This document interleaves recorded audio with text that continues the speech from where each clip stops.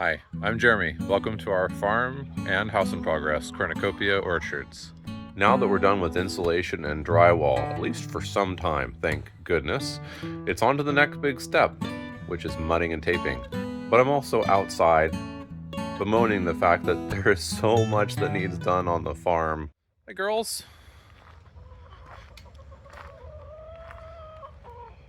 It's a rainy, early June day. We had a nice atmospheric river come through, and that makes me feel really good about the start to the summer or the end of spring. Everything is super wet. Everything looks really happy. It's like a jungle out here.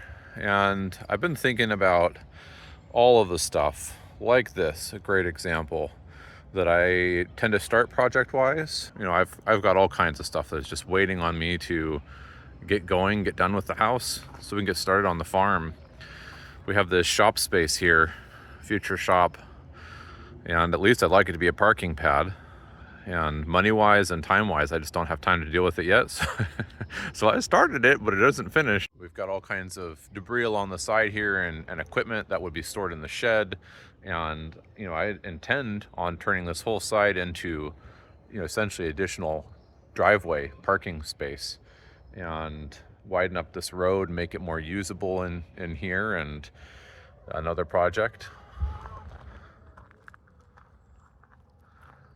Down here by the chickens, we have a whole pile of construction wood from the first summer, really, that we were working on the house.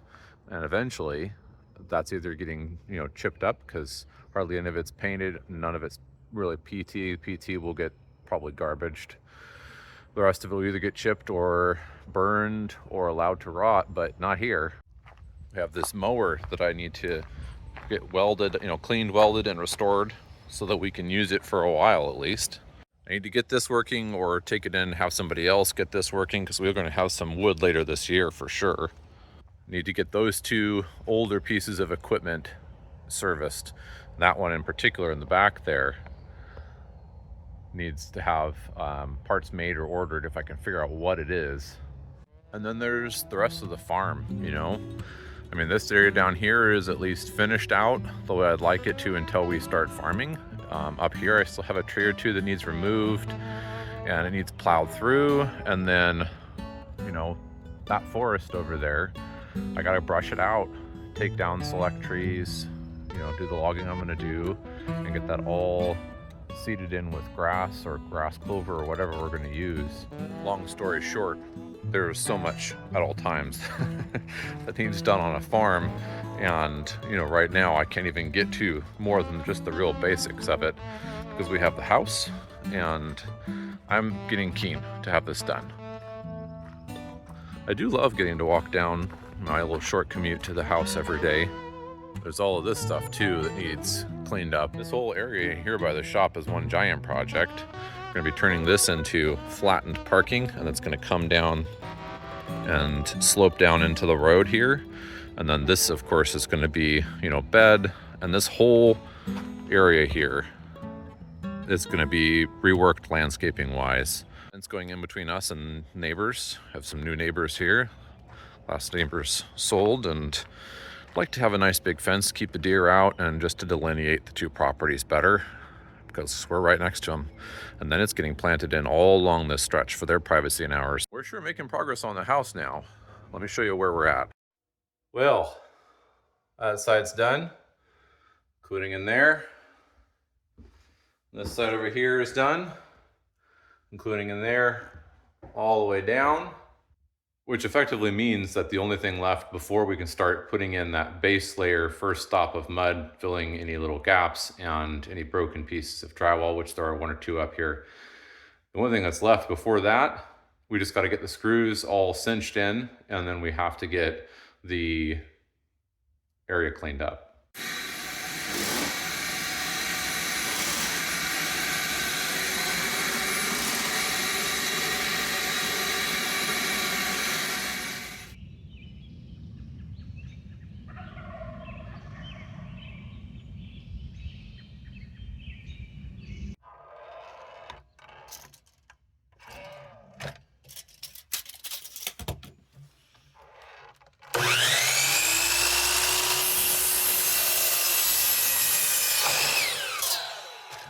I used to cut boards like that. Then I realized that the saw didn't like it.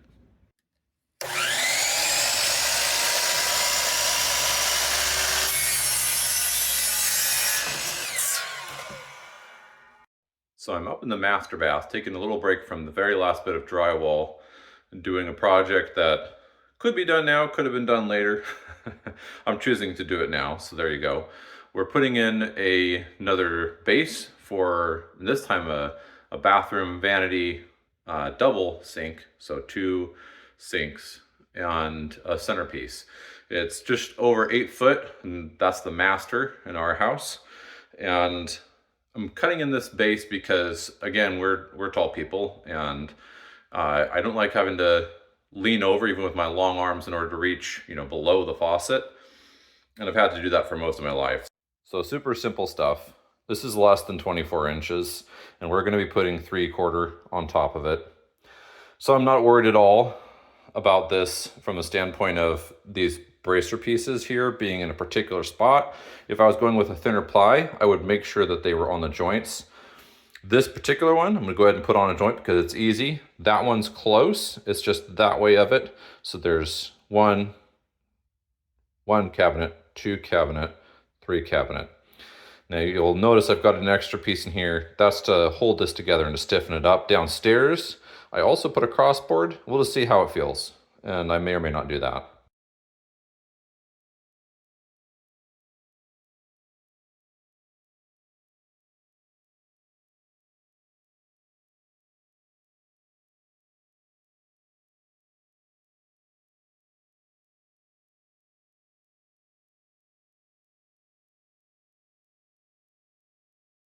Now that this is basically attached in, I have to put nails in that one. Forgot about that one, but all the rest of them in the back are nailed in as well. I'm gonna secure this on the back by just nailing through into the studs. But first we have to get what's level. And in this particular case, it looks like this back corner is riding just a hair high. So then we'll see if that's the case for the whole back. And that one says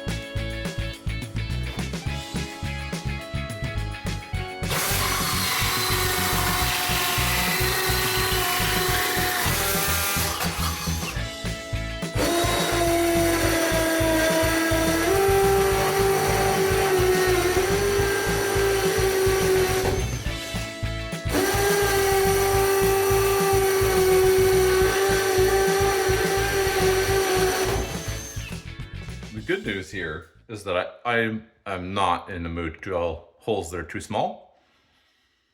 So I went ahead and drilled holes that were too large. We did, over the caps by an extra maybe 1/8 or 1/4. And so over the pipe, the PEX pipe, it's substantially larger. And then over the cap for the ABS, we also did maybe an extra 1/8 or 1/4. Yeah, so that's also plenty easy. The other nice thing that was nice here is there's a little bit of either edge cut there. This is probably just the wall, but a little bit of out of perpendicular, and it doesn't matter because this is not a 9' 3" piece of wood. It's an 8'3". It's a 8-foot piece of wood. And so I can fill in this little gap. And I don't particularly think that's gonna matter at all from the standpoint of the cabinet, because remember, the edge is here and it's out here. So there's almost no bearing at all in the middle here.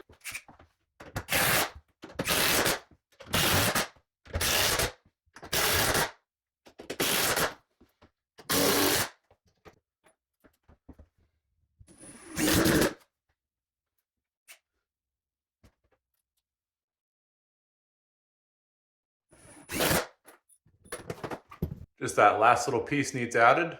That's stiffer than the rest of the floor at this point. Easy peasy. Those are sealed at the floor, so I really don't have to worry about those if I don't want to.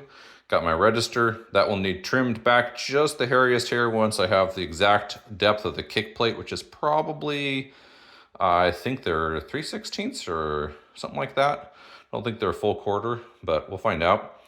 And then that little plate to finish out the end there, and we're ready for cabinets. Now, one thing about this installation, I talked with the inspector and it will all pass code, but I'm running drain from that side all the way over to this side for the second sink.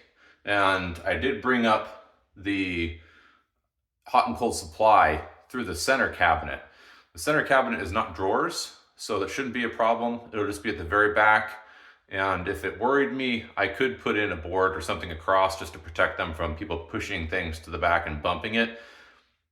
I'm not concerned about that at all. I mean, it's just my wife and I, and this place has more storage than we've ever had. So I've moved over to the kids' bathroom, and something just occurred to me in this bathroom that had not occurred to me in the kitchen downstairs that will have some small consequences, repercussions, if you will. And that is that the cabinets are a width. They give you a width, and that width is not the whole box, it's the face frame. And usually the width difference is a half an inch, a quarter on each side. It can be more, but that's fairly typical. And so I made the footprint of the cabinets width-wise match the face frame. Now, in the area we just did, the master bathroom, it's wall to wall, so that won't matter. That's as it should be. However, in a place like this, kids' bathroom has a vanity that's going to come out about 5 foot line, which is there, I think. So this face frame, this quarter of an inch on this side needs to be set in. Unlike what I thought they were going to be, our cabinets actually have finished sides, which is awesome. So you don't have to put on a veneer that matches, and they're fairly expensive, so that's really nice. It's a nice feature, already painted and finished on the sides. What that will mean, however, is that I have to account for that quarter of an inch on this box. So I built the first 2 cabinets, one upper and one lower, so I could understand how they were built and I could understand what their features were, their dimensions, everything else. I like them. I like these cabinets. And what's most pertinent to us right now isn't the door or the construction per se, and we will deal with that later. All right, so let's catch the face here. This is a 12-inch base cabinet, and you can see that we are exact 12-inch. Okay, now let's pull it back. We are an exact plus less than a 32nd, 11.5. And that's just that less than a 32nd is just slop on my part in installation probably. And that's the thing. So here's my concern. If you look at that, and you can see this side is finished. It's the full cabinet color. It looks really nice.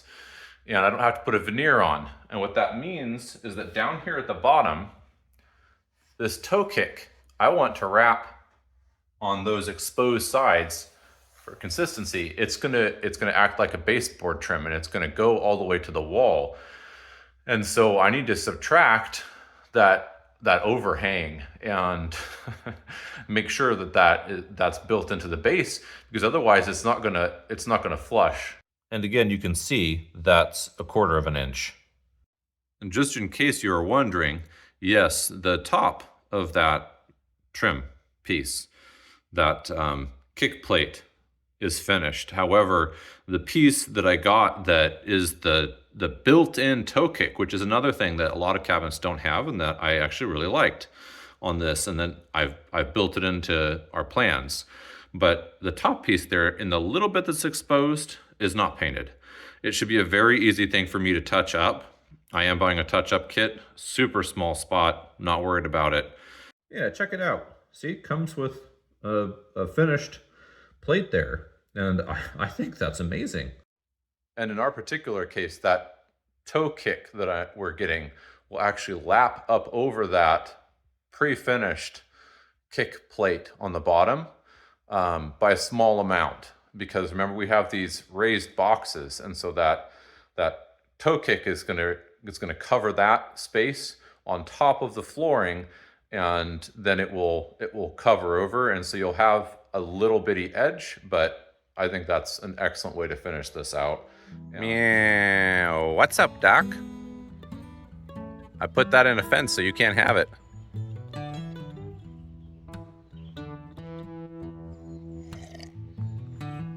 Getting ready to dive back in for another day out here at the house.